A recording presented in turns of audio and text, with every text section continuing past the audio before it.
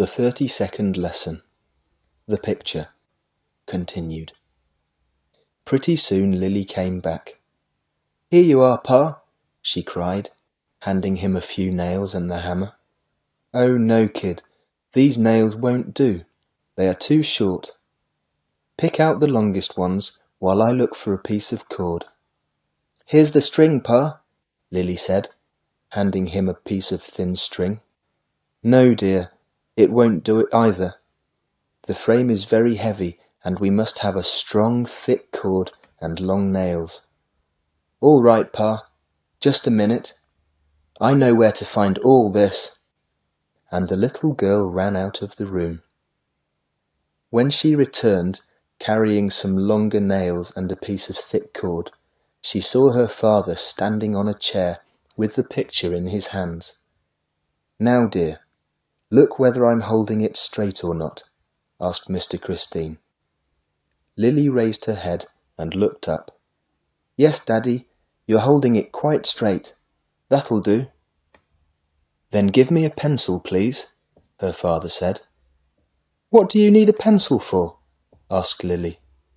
"I'm going to make a mark on the wall to drive the nail in," answered Mr. Christine.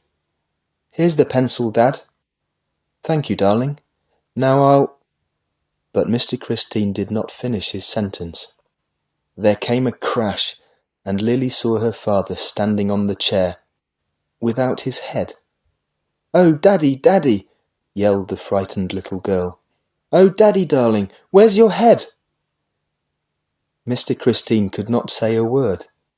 The picture was lying on his shoulders, while his head was sticking out on the other side of it. He struggled desperately, trying to take the torn picture off his neck. But the head got stuck in the thick paper, and it was choking him.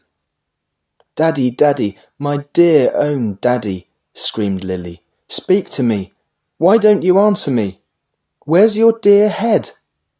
The child was scared to death. She was squatting on the floor, looking up at the huge golden frame in which her father's body was stuck. Tears were streaming down her round, frightened face. At last, Mr. Christine managed to free his head from the cardboard and lift the frame off his shoulders. When Lily saw her father's face again, she rushed into his arms with a wild cry of delight. "Daddy, let me kiss you. Let me kiss your dear, dear head. I'm so glad you found it." And she pressed her wet cheek to her father's face. "You silly little goose. Why have you set such a scream? How can a man lose his head? Don't talk nonsense, pet."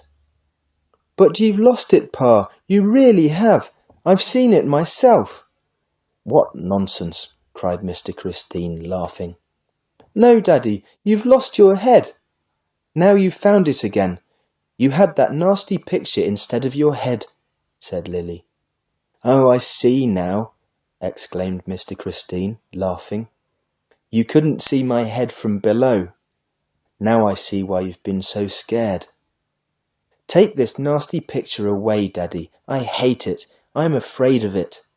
It may jump on your shoulders again, Pa. Take it away. Do take it away."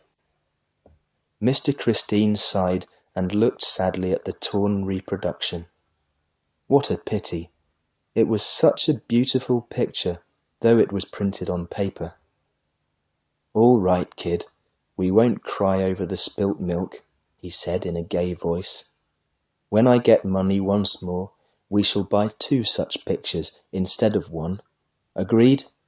"Yes, Dad, agreed," cried Lily. And the picture was taken away.